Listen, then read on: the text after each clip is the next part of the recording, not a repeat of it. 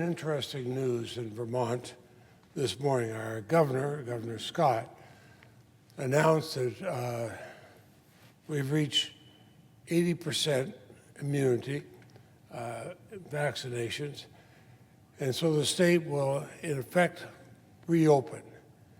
Now, I mention this because right from the beginning, and I've worked closely with our governor, we've tried to show no partisanship in this.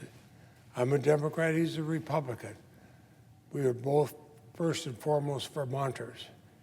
And restrictions were put in place. Efforts were made to vaccinate. I know my wife Marcella and I went to some of these vaccination centers. We had everybody from the Vermont National Guard to veterans group to schools to nurses who were volunteering all over in those places. And everybody would line up.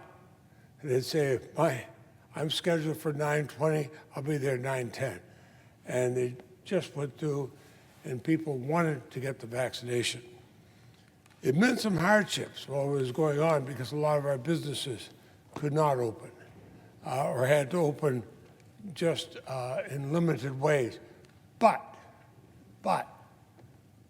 they kept at it. And we all worked together to help with aid to the state during the COVID time. And I was proud of what I might be able to do, but I'm mostly proud of the Vermonters. They set politics aside. They set partisanship aside. And they said, how do we make us a safer state?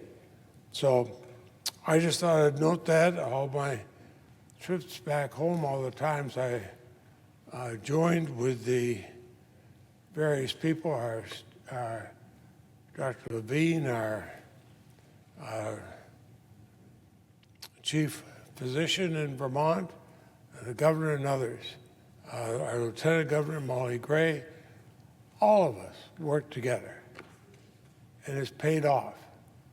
And I must admit, when I go home this coming weekend, I'm going to walk out that plane with a bigger smile than I usually have.